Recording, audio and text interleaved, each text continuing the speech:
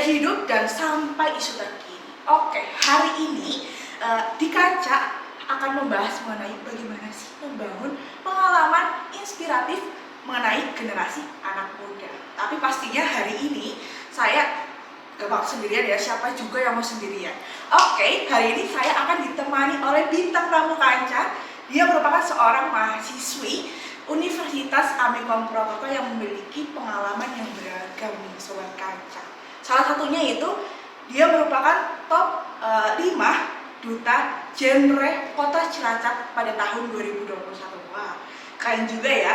Langsung aja, daripada kelamaan pasti udah pada penasaran nih Sobat Kaca semuanya. Kita sambut Fitri Nur Aini. Halo Mbak Fitri. Halo. Boleh duduk, silakan deh. Oke, gimana kabarnya Mbak Fitri? Alhamdulillah baik. Iya. Terus kan gimana?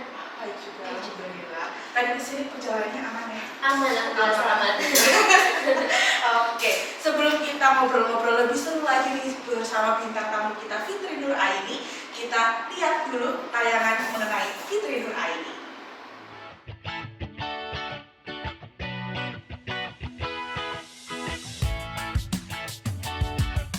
Fitri Nur Aini, mahasiswi Ilmu Komunikasi di Universitas Amikom Purwokerto. Asal Cilacap, kelahiran tahun 2003 dengan segudang pengalaman yang menginspirasi generasi muda. Apa aja sih pengalaman dari seorang Fitri Nur Aini? Fitri ikut serta membagi ilmunya pada program Kampus Mengajar 6 dengan penugasan di SD Negeri 3 Jatilawang. Fitri juga pernah melakukan pengabdian masyarakat yang sangat mulia di Saburai Jua, yakni Kabupaten di Pulau Nusa Tenggara Timur. Fitri juga aktif mengikuti ajang kompetisi seperti duta genre, lomba-lomba, serta menjadi narasumber dan moderator. Kita simak pengalaman inspiratif menarik lainnya dari seorang Fitri Nur Aini yang tentunya hanya di Kaca Kawan Cerita. Oke, kita langsung aja ngobrol-ngobrol seru lagi nih. Setelah tadi kita melihat tayangan dari atau Fitri Nur Aini, kita lanjut aja ngobrol-ngobrol seru. Oke, aku mau tanya nih, sekarang tuh ada kesibukan apa aja sih seorang Fitri Nur Aini ya, kalau boleh tahu? Oke, sekarang karena memang aku masih menjadi mahasiswa ya, dan kemarin tuh habis ikut program Kampus Mengajar. Jadi sekarang lagi nggak ikut mata kuliah, dan udah selesai juga. Jadi kalau di kampus aku lagi fokus untuk ikut kegiatan organisasi di prodiku komunikasi itu yang dia namanya Ilkom Community. Dan kalau di eksternal itu aku ikut beberapa persiapan untuk volunteer. Itu ada di Barakat Indonesia bulan Februari besok mau ke Masalembu di Jawa Timur, ke Pulau Masalembu. Kemudian di Global aja kita lagi merancang untuk istilahnya mau ke Banda Neira. Betul. Dan terakhir aku lagi ikut relawan penerus nih. Banyak juga ya, mantap juga nih Sobat Kaca nih Fitri Nur Aini. Oke, mengenai kampus mengajar nih Fitri, itu kemarin boleh tahu kampus mengajarnya di daerah mana? Oke, jadi kemarin aku dapat kesempatan di SD Negeri 3 Jatilawang. Cilacap ya maksudnya? Masuknya Banyak masuk kuning mas ya. Itu di SD apalagi kan ngajar anak SD kan susah tuh ya. Iya. Ada yang jahil, ada apa atau ada yang ya iseng-iseng dikit itu gimana sih? Kamu ada kesulitan nggak untuk mengajar anak SD? Oke, sebelumnya disclaimer ya, aku sangat senang bisa bergabung di Kampus Mengajar Angkatan 6. Terutama aku tuh dulu sebenarnya sekarang punya cita-cita buat jadi guru nih. Mulia sekali ya. Iya. Tapi karena memang ada beberapa hal yang aku pikirin lagi, kayaknya jurusan pendidikan itu pokoknya ada beberapa hal yang bikin aku akhirnya masuk ke ilmu komunikasi. Jadi kan kita gak bisa jadi guru ya, Iya. bisa pasti harus S2 dulu kan. S2 dulu pasti ya. Jadi aku pengen punya cita-cita gimana caranya walaupun gak jadi guru, tapi aku merasakan euforia jadi guru. Dan aku merasakan itu waktu masuk kampus mengajar dan aku menyadari bahwa anak-anak itu sebenarnya gak ada yang nakal walaupun mungkin mereka jahil gitu ya. Jahil dikit lah ya. Betul, tapi sebenarnya mereka adalah orang-orang yang kesepian, butuh perhatian, makanya agak capar dikit tapi gemes gitu. Gemes banget ya. Iya. Dan aku kira kampus mengajar kita di sana mengajar, tapi ternyata aku yang banyak belajar. Dapat ilmu juga ya. Betul, dari guru-guru, dari anak-anak yang dulunya aku nggak sesabar itu. Sekarang aduh sabarnya Aduh, seluas-luasnya. apalagi cewek ya. Iya, jadi kayak banyak benefit yang aku dapat dan aku ngerasa jadi pribadi yang lebih baik setelah itu kampus mengajar. Ada nilai-nilai juga yang didapat ya.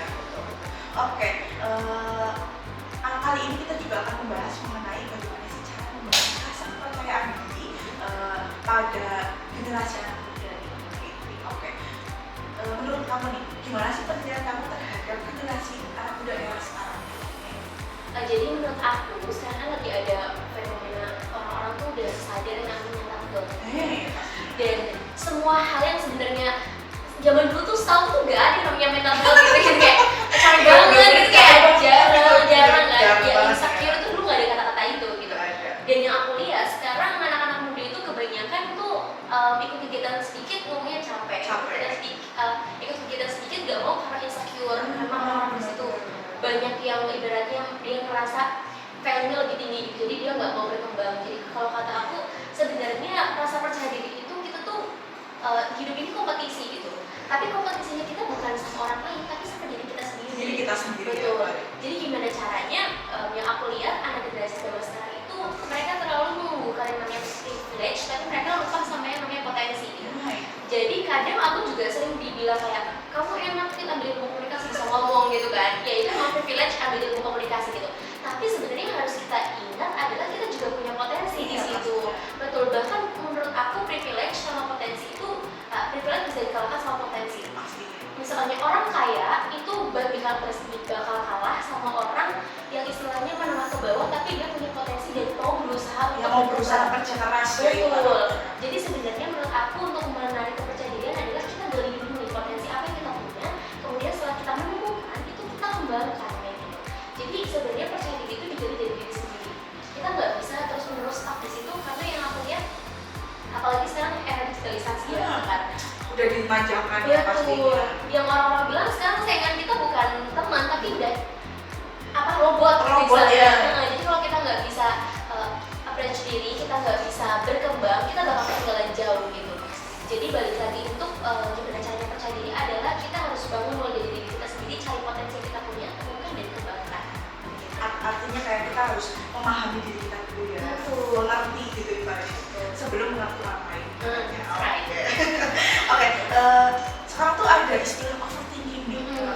Aku kayak ibaratnya generasi muda tuh kayak aku overthinking banget nih. Padahal tuh overthinking sendiri itu adalah kecenderungan untuk memikirkan sesuatu yang secara berlebihan.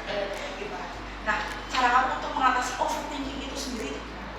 Oke, sebenarnya aku adalah pribadi yang suka overthinking juga Ternyata. tapi gini, sebenarnya overthinking itu ada yang baik dan ada yang buruk. Kita juga perlu overthinking atau kita harus memikirkan hal yang berlebihan untuk kedepannya gitu. Untuk nantinya kita ketika berproses itu kita tahu kita harus apa gitu. Sebenarnya overthinking itu baik tapi yang ke arah positif gitu. Kalau kita overthinking di area yang negatif, maka kita nggak mau maju duluan karena udah takut duluan. Ya Betul. Jadi sebenarnya untuk mengatasi overthinking adalah gimana caranya kita untuk berpikiran yang berlebihan tapi tentang hal yang positif. Misalnya kayak aku mau jadi A, aku mau jadi B, aku mau jadi C. Tapi kok halangannya ada A, B, C gitu ya. Nah, gimana caranya kita menanggapi rintangan tersebut gitu. Mengatasinya gitu. Bukan malah kita mikirnya yang misalnya aku pengen jadi A, tapi kayaknya aku gak bisa soalnya aku gini-gini gitu. Itu menurut aku malah bakal menghambat kita untuk berproses gitu. Gitu. Jadi teman-teman kalau misalnya kita percaya itu boleh, tapi sewajarnya dan arahkan pikiran kita ke yang positif gitu biar kita mau maju dan terus berproses. Oke, ternyata overthinking itu juga ada ke arah yang positif dan ada yang ke arah negatif nih Sobat Kaca. Oke, sebelum kita melanjutkan ke acara yang lebih seru lagi atau ngobrol-ngobrol seru lagi bersama Fitri Nur Aini, saya break dulu, tapi jangan kemana-mana, tetap di Kaca Kawan Cerita. Awali hari Anda dengan semangat pagi bersama Serius. Menghadirkan berita aktual, fakta, kabar terkini seputar Banyumas. Hadir setiap hari pukul 9 pagi waktu Indonesia Barat, hanya di Komins TV. Oke, Sobat Kaca, kita lanjut aja nih ya ngobrol-ngobrol lebih seru lagi nih bersama bintang tamu kita Fitri Nur Aini. Oke Fitri, kita mungkin bahas mengenai mahasiswa kuliah nih ibaratnya. Ada nggak sih suka duka kamu menjadi mahasiswi? Oke, untuk suka dukanya sebenarnya lebih banyak ke sukanya ya. Iya, sukanya. Karena jadi mahasiswa itu kalau katanya Josie itu privilege buat kita. Privilege. Karena nggak semua bisa kuliah gitu. Jadi sebenarnya aku merasa waktu aku kuliah itu insight atau wawasan aku tambah banyak, Kalau banyak relasi juga pasti tambah banyak juga ya. Kenalan sama teman-teman bukan hanya di prodi doang, tapi ada dari prodi yang lain gitu. Dan aku belajar banyak hal gitu waktu selama kuliah. Dan menurut aku kuliah juga proses untuk pendewasaan diri. Karena dulu sebenarnya waktu SMA aku masih kanak-kanakan banget gitu ya. Cara pikirnya, kalau pikirnya ya. betul, apalagi sekarang udah hidup sendiri kan ibaratnya, udah Lepas ya. lepas, iya betul. Jadi apa harus sendiri, jadi benar-benar ngelatih ngelatih kemandirian juga. Jadi kalau suka duka kuliah sebenarnya lebih banyak sukanya. Dukanya tuh ada di beberapa momen aku tuh suka kangen sama mama gitu. Pas dari orang tua ya. Betul, aku udah tua kan, jadi kayak aku anak bungsu juga gitu. Jadi kayak bingung gitu, kayak ibu sama bapak di rumah udah tinggal berdua gitu kan. Kadang akunya juga suka khawatir gitu. Sebenarnya untuk dukanya sendiri itu kita harus merelakan momen sama keluarga gitu lah, karena emang kita di kota yang berbeda gitu kan. Ya itu sih. Dan dukanya juga mungkin ada beberapa hal, semakin kita dewasa pas sekarang rasain juga kita udah makin individualis gitu. Kita menghadapi beberapa orang yang memang karakternya tuh udah makin matang gitu, dan kita ini tuh masih kepental-pental gitu. Jadi dukanya adalah kita harus menghadapi beberapa orang, nggak beberapa orang, banyak orang dengan karakter yang beda-beda, sifatnya yang berbeda. betul, yang prinsipnya itu beda sama kita. Jadi gimana caranya kita untuk kayak netral aja. sebenarnya susah, tapi pelan-pelan Pasti ya. betul. Jadi menurut aku lebih banyak sukanya sih. Lebih banyak sukanya. Oke. Aku penasaran pasti di Universitas Amikom Properto untuk kamu menjadi mahasiswa atau mahasiswa. Oke, sebenarnya ini disclaimer dulu ya. Dulu itu dulu ada yang namanya zaman SNMPTN. Iya. Nah, dulu aku sempat keterima di UNES, jurusan Pendidikan Bahasa Indonesia. Semarang ya? Semarang. Semarang. Karena memang dulu aku bilang kayak jadi guru gitu kan, Iya. makanya dulu jurusan pendidikan. Tapi karena waktu itu tuh zaman-zamannya lagi COVID kan, kamu tahu? Oh iya benar. Lagi COVID tuh pas zaman-zaman kita udah lulus, dan orang tua aku tuh bapak lagi sakit gitu, sehingga gimana caranya mama tuh bilang, Neng kamu jangan ambil di sana lah, jauh bapak sakit, apalagi anak tinggal satu doang yang di rumah gitu kan.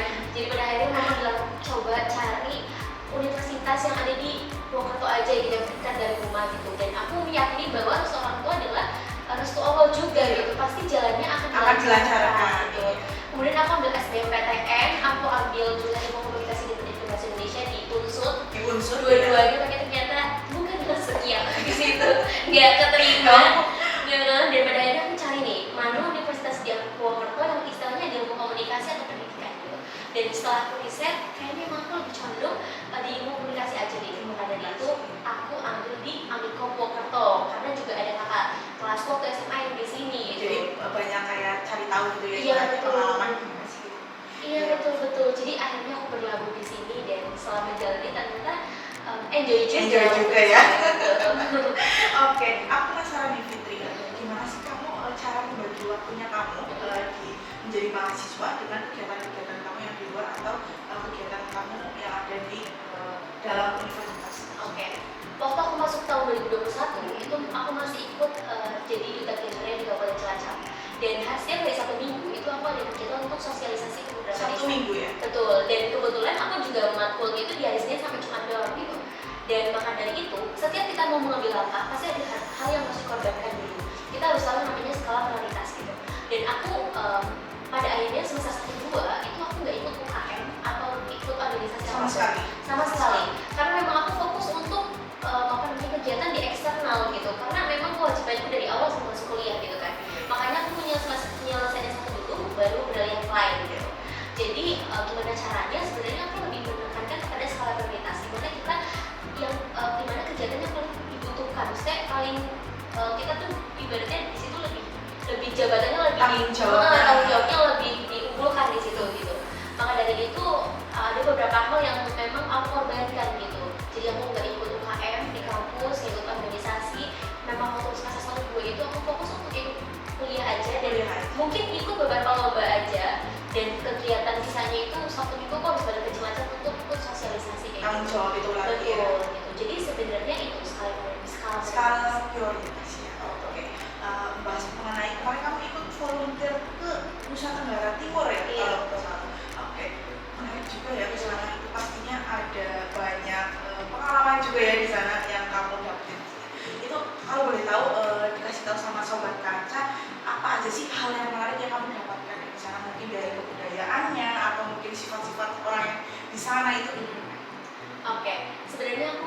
seneng banget, gak tau kenapa jiwaku tuh selalu bergejolak kalau bahas soal pengabdian kemarin. Oh iya, yang di NTT. Betul, karena selama 20 tahun aku hidup sekarang itu aku ngerasa pengalaman yang paling powerful itu aku kemarin di NTT. Betul, karena memang balik lagi kita di sana itu aku awal masuk tuh benar culture shock sih sebenarnya. Karena kalau misalnya kita nih ya di kota di Purwokerto maupun di Cilacap itu aku ngerasain yang namanya akses teknologi itu saking gampangnya, sinyal saking gampangnya. Gojek gitu. Betul. Terus transportasi saking mudahnya gitu. Dan setelah di sana aku ngerasa bahwa aku benar-benar ibaratnya waktu di Saburai Jua kemarin aku pengabdian di Desa Mulia Saburai Jua itu mereka masih desa yang terbelakangan gitu. Dari segi pendidikan, infrastruktur, wisata itu mereka masih istilahnya masih butuh pengembangan gitu. Maka dari situ kita hadir untuk setidaknya memberikan nilai-nilai harapan gitu mereka untuk kita sharing ilmu. Sebenarnya bukan hanya aku dan teman-teman yang mengajar di sana, tapi kita juga belajar di sana betul. Yang benefit yang aku dapetin adalah ketemu sama teman-teman yang berbeda suku dan budaya. Kemudian kita jadi satu kesatuan, kita mengajar di sana, mengabdi di sana, dan aku lihat banyak banget anak-anak di sana yang istilahnya kelas 3, kelas 4, bahkan kelas 6-nya gitu belum bisa membaca sekarang. Jadi di sana juga transportasinya jauh, kita harus jalan kaki. Ibaratnya dari tempat penginapan itu sampai aku ke sekolah itu kita harus jalan sekitar 30 sampai 1 jam. Naik turun gunung gitu. Jadi kita start itu sekitar jam 6 pagi udah ke sekolah, nanti sekitar jam 1 siang kita ke bukit. Ke bukit untuk apa? Untuk mengajar anak-anak yang sekiranya tidak disekolahkan oleh orang tua mereka gitu. Dan yang aku rasa di sana kekeluargaannya tuh makin ini banget. Ya. Karena kan di sana nggak ada, maksudnya bukan nggak ada, tapi mereka jarang pegang HP gitu. Jadi mereka lebih fokus untuk main sama teman-teman. Betul, permainan tradisional kayak eklekan, Ya kan sudah ada ya. betul, gerobak sodor. Jadi Gitu. seru. Euforianya tuh kita kerasa banget waktu di sana. Jadi aku belajar waktu di Nusa Tenggara Timur itu di Saburai juga bahwa kita tuh harus banyak-banyak yang namanya bersyukur. Betul. Karena kita mungkin merasa sekarang kita bisa berkekurangan dari sebagainya, tapi kita harus tahu saudara kita di sana tuh jauh dari kata sempurna. Mereka masih bersikap-sikapin untuk menjadi pribadi yang lebih baik dan berkembang gitu. Jadi aku rasa di sana adalah teman-teman kalau misalnya mau mengembangkan diri, mau upgrade diri, mau menjadi pribadi yang lebih bersyukur, coba pengabdian. Ya. Jadi di luar Pulau Jawa, aku yakin pasti nanti teman-teman Lebih seru ya. betul bakal ngerasa kayak, aduh aku kayaknya kurang bersyukur ya. Pasti. Iya, betul. Jadi sebenarnya lebih ke situ sih. Kalau boleh tahu itu selama berapa bulan atau minggu gitu pas kamu jadi volunteer NTT itu? Oke, jadi aku tuh perjalanan sekitar 4, kan naik kapal tuh. Naik kapal tuh sekitar 5 harian gitu. Terus pengabdian di sana selama sekitar 2-3 minggu. Terus kalau misalkan di total 1 bulan di sana. 1 bulan. Ada mungkin sobat kancing penasaran ya, Fit, ada nggak sih persiapan apa atau ada yang perlu disiapkan untuk kita mengikuti volunteer semacam itu? Oke. Jadi aku mau cerita, aku ikut volunteer ini jalur crowdfunding atau dibiayai penuh dari NGO-nya gitu. Betul. Jadi kalau misalnya persiapan apa yang harus kita hadapi, yang pertama adalah niat dulu. Niat dulu. Pertama niat dulu. Karena memang kalau misalnya kita nggak niat, kita pasti di prosesnya itu bakal nggak konsisten gitu. Betul. Dan yang kedua, kita nanti ketika teman-teman sudah masuk ke pendaftaran kayak gitu, nanti teman-teman akan pilih divisi gitu. Oh, ada divisi? Ada divisi, betul. Kemarin itu ada divisi pariwisata, kesehatan, pendidikan, dan ekonomi kreatif. Kalau kamu sendiri? Kalau aku ambil di pendidikan. Kembali lagi ya. Betul. Karena beberapa NGO itu akan melihat gimana caranya, misalnya nih, aku kan ambil ilmu komunikasi, aku nggak make sense kalau ambil di kesehatan. Iya kan? Aku nggak make sense kalau misalnya aku ngambil di ekonomi kreatif, mungkin masih make sense, tapi lebih make sense kalau ambil di pendidikan. Karena emang hobinya kan ngomong gitu ya. Public speaking ya. Betul. Jadi lebih kayak pendidikan itu sebenarnya bisa ke semua jurusan gitu. Jadi nanti kita fokusin tuh untuk program kerja, kemudian kita bentuk program kerja sesuai divisi yang kita pilih. Kemudian kita juga harus mempersiapkan beberapa media yang akan kita bawa ke sana gitu. Dan yang ketiga sebenarnya kita harus lebih percaya diri sih. Karena waktu aku kemarin ikut ini, Vokali Pandit itu pesertanya ada sekitar 890 orangan. Banyak, dan itu dari seluruh universitas Indonesia gitu. Awalnya aku juga kayak ragu, ini kayaknya aku nggak bakal lolos gitu ya. Ragu lagi, overthinking lagi gitu ya. Dan ketika aku mencoba, tapi aku meyakini bahwa setiap orang itu punya value-nya masing-masing gitu. Dan aku nggak peduli sama orang lain, aku mau fokus ke diriku sendiri gitu. Gimana caranya aku bisa bersaing dengan mereka gitu. Pada akhirnya karena keyakinan itu gitu dan persiapan yang matang dari jauh-jauh hari, maka dari itu aku bisa untuk masuk ke Valifadit gitu. Jadi sebenarnya persiapannya apa? Yang pertama niat, kemudian kita tentukan program kerja kita. Yang ketiga kita lihat dulu nih lokasi pengabdiannya itu di mana. Di mana ya? Dan nanti kita sesuaikan program kerja kita sesuai dengan kebutuhan dari lokasi pengabdian tersebut. Gitu. Yang terakhir adalah yang paling penting sekarang, restu orang tua. Kembali lagi ya. Betul, karena kita jauh itu kan di luar Pulau Jawa gitu ya. Jauh, jadi restu orang tua itu yang paling kencang istilahnya buat kita sampai selamat. Iya, doanya juga Betul. ibaratnya. Mengenai mungkin tadi udah aku bahas ya, mengenai kamu menjadi top 5 duta genre tahun 2020. Iya, Cilacap. Itu gimana awal bisa masuk, awal mulanya kamu bisa masuk menjadi top 5 genre duta genre di Cilacap gimana? Oke. Ceritanya. Sebenarnya tuh awal-awal itu adalah kegelisahanku di kecamatanku gitu. Jadi mungkin kamu pernah dengar ya sekarang Cilacap itu masuk ke dalam angka tingkat perceraian tertinggi di Jawa Tengah, tahu kan? Nah, dan tingkat perceraian tertinggi itu ada dampaknya, yaitu anak-anak stunting gitu. Jadi banyak banget anak-anak yang ibaratnya kurang berat badan, tidak sesuai dengan usianya gitu. Jadi banyak yang kurus gitu. Dan ketika aku lihat lingkungan itu gimana caranya, kayak aku pengen berdampak, istilahnya aku nggak bisa mengedukasi anak-anak karena anak-anak belum tahu apa-apa gitu.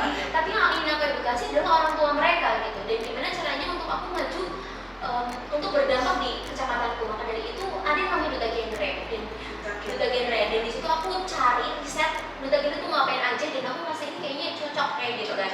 Dan makanya dari itu aku daftar dan di kecamatan lolos alhamdulillah. Maka dari itu lanjut ke kabupaten. Gitu. Dan waktu di kabupaten itu kita ada namanya kayak pemilihan duta genre Kabupaten Cilacap. Oh, berarti banyak yang daftar gitu ya? Banyak dari seluruh kecamatan di Kabupaten Cilacap ya. Dan di situ kita tuh dites ada beberapa tes kayak istilahnya tes sosialisasi, minat bakat, wawancara gitu. Banyak banget dan itu agak kompleks gitu. Dan aku sebenarnya nggak cari target untuk menjadi juara gitu sih, tapi aku mencari target gimana caranya aku udah pengalaman di situ karena aku meyakini ketika aku kenal sama teman-teman yang di situ pasti kita bakal bisa collab untuk bikin kegiatan yang memberikan kebermanfaatan untuk lingkungan sekitar kita. Maka dari itu yang aku capai di sana sebenarnya pengen kenalan sama orang di sana, pengen belajar, dan aku sangat menghargai namanya proses. Jadi makanya kenapa aku masuk top 5, aku bukan juara 1 waktu di duta genre, tapi aku menjadi bagian dari top 5 yang nantinya memang melakukan sosialisasi di berbagai kecamatan, terutama kecamatan-kecamatan yang banyak kasus stuntingnya di sana gitu. Jadi ceritanya gimana? Ceritanya berawal dari keresahan aku sendiri. Gimana caranya ingin aku tuh orangnya gak bisa diem. Cara bahasa Jawanya petakilan ya. Iya betul. Sama aku bilang lain kamu sehari di rumah gitu. Gak bisa kayak panas aja. Panas aja ya hawanya. Iya betul, kayak pengen kemana gitu. Jadi aku selalu riset gimana lingkungan sekitarku dan maka dari itu aku bangkit untuk memberikan bermanfaatan dan caranya dari situ adalah ikut duta genre. Betul, duta genre. Oke, mungkin ada nggak sih penyemangat dari Fitri sendiri untuk kayak bisa menginspirasi anak muda nih? Tentunya ada penyemangat atau dongkrak gitu dari Fitri sendiri. Oke. Aku tuh selalu berpegangan sama ucapannya Soekarno. Dia pernah bilang kan, berikan aku 10 pemuda maka akan aku goncangkan dunia. Dan aku merasa ada power yang kuat banget di ucapan itu gitu. Dan itu cuma 10 pemuda aja bisa menggoncangkan dunia gitu kan. Dan aku meyakini bahwa generasi muda sekarang itu sebenarnya perannya ada 2 bagi aku, agent of change dan agent of control sosial. Jadi gimana caranya kita sebagai generasi muda nggak hanya diem aja, tapi kita memberikan kesejahteraan untuk masyarakat, apalagi kita mahasiswa gitu. Dan gimana caranya kita untuk memberikan kesejahteraan untuk masyarakat, itu kita minati di bidang yang kita suka gitu. Kayak misalnya aku di bidang komunikasi dan pendidikan, aku suka pendidikan. Gimana caranya aku memberikan kebermanfaatan di situ, yaitu dengan ikut pengabdian, ikut pengabdian masyarakat, kemudian ikut kampus mengajar gitu. Itu adalah istilah memberikan ilmu yang kita punya, walaupun itu mungkin ilmunya masih sedikit banget. Iya, tapi aku percaya bahwa sebaik-baiknya manusia adalah mereka yang bermanfaat gitu. Kalau kita punya banyak ilmu tapi kita nggak sharing ke orang lain, menurut aku semoga itu egois namanya. Betul. Tapi kalau kita punya sedikit aja, aku yakin pasti ketika orang mendengarkan itu akan berdampak bagi mereka dan bermanfaat gitu. Jadi kita jadi manusia yang lebih bermakna gitu. Betul. Jadi kalau misalnya ditanyain gimana caranya untuk istilahnya berproses untuk sampai detik ini, yang aku tekankan ke teman-teman adalah kita harus mulai dari sekarang teman-teman. Sebenarnya harusnya kita mulai dari awal, dari awal harusnya ya. Tapi kalau teman-teman belum mulai, aku pengen banget teman-teman mulai dari sekarang. Kita berproses bareng, walaupun belum banyak yang kita lakukan, relasi kita belum banyak, tapi pelan-pelan aku yakin bahwa kesuksesan itu berawal dari sebuah proses. Gitu. Gak mungkin ujuk-ujuk kita jadi presiden, gak mungkin. Kita apa-apa itu harus dari nol dulu gitu, dan mulainya dari sekarang. Kalau bukan sekarang kapan lagi gitu? Karena yang namanya aku selalu percaya sama mamaku tuh sering bilang, "Nen, kamu sekarang mungkin gak apa-apa pergi-pergi gitu, istilahnya kayak muda berkelana atau bercerita gitu. Aku punya komitmen untuk menghabiskan masa muda aku tuh capek banget, gak apa-apa. Yang penting nanti waktu tua itu aku bisa cerita ke anak cucu, ke mama juga, amin hidup ya sampai aku tua gitu. Bisa cerita gimana prosesku dan gimana aku berkembang dan tumbuh menjadi orang yang bermanfaat gitu." Dan pengalaman-pengalaman juga ya. Betul. Aku salfok banget nih, salah fokus sama piala-piala yang di depan dan di samping. Oke. Itu boleh diceritakan ini dari kejuaraan atau kegiatan apa yang kamu dapat? Oke. Jadi balik lagi karena hobiku tuh ngomong ya. Public speaking ya. Ya, dan public speaking kan kompleks ya. Iya, kompleks Ada ya. bercerita, baca puisi, reporter, itu masuk ke public speaking. Nah, kalau misalnya di sini tuh sebelah kiri ya, ini waktu dapat kejuaraan Bank Intelijensia yang kita bisa Cilacap di tahun 2020. Iya. Terus kalau ini tuh juara satu lomba monolog, waktu itu ada acara namanya Paksis, Pekan Seni Mahasiswa tingkat nasional. Dan Amikom juga ngadain itu. Ada yang namanya lomba monolog gitu. Dan itu benar-benar baru first time aku ikut monolog, karena sebenarnya belum pernah. Kamu berarti baru mulai gitu? Baru mulai. Biasanya ikut paling baca puisi atau lomba pidato gitu. Dan waktu itu pun ini lombanya tuh benar-benar ini. Dulu ada yang namanya Mbak Adita. Mbak Adita ya. Mbak Adita tuh ngasih skrip itu 2 hari sebelum aku lomba, skripnya tuh sebelum ini. Fit dihafalin besok aku ikut lomba gitu. Jadi kayak aku gimana ya? Tapi alhamdulillah bisa gitu. Karena mau mencoba ya. Karena mau mencoba, karena lihat aja dulu ya.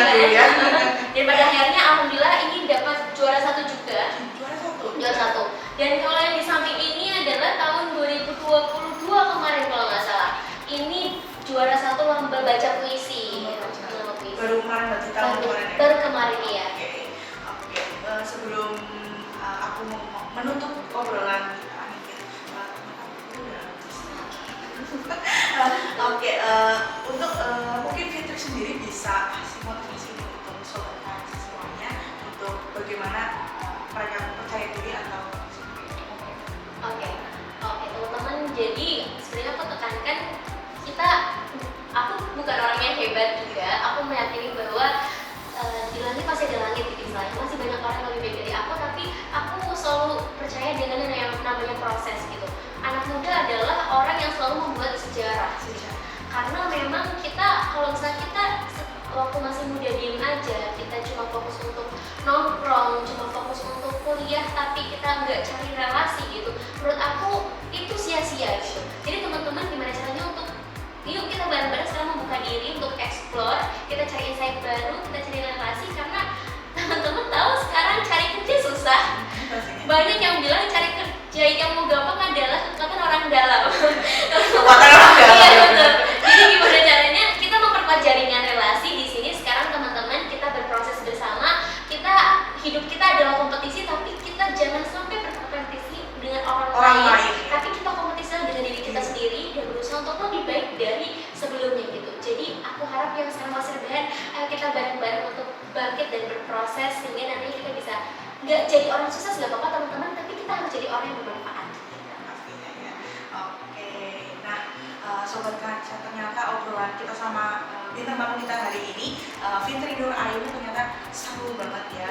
Kita juga pastinya lebih mendapatkan inspirasi dari pengalaman-pengalaman Fitri Nur Aini juga. Oke, mungkin tadi yang bisa kita ambil, kita bisa meningkatkan rasa percaya diri kita. Terus kita satu adalah niat ya. Betul, niat dulu untuk mengikuti hal-hal semacamnya, dan kita juga bisa mencoba hal yang baru ya Fit ya.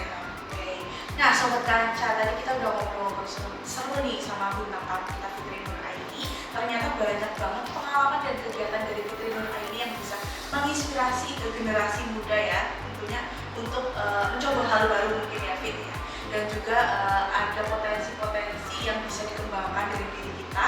Nah satu, tadi kita harus yakin pada diri kita sendiri, dan juga kita harus tahu, harus mau berproses ya pastinya. Oke, seru kan Sobat Kanca, pastinya seru banget. Apalagi untuk tadi banyak inspirasi dan pengalaman yang diberikan oleh bintang tamu kita. Oke, semoga setelah Sobat Kanca menonton acara ini itu bisa menjadi penyemangat pada diri kalian untuk bisa mengembangkan potensi di diri kalian, dan pastinya untuk mewujudkan mimpi yang lebih cerah dan indah. Ada satu quotes yang yang melekat pada diri saya, atau kayak ada quotes itu dari Bung Karno. Ada 1000 orang tua yang bermimpi, tapi satu pemuda bisa mengubah dunia. Saya Sekar Pramudia Damayanti, dan atas nama kru yang bertugas meminta maaf apabila selama penayangan ada kesalahan yang terjadi. Sampai jumpa dan see you next time. See you next time.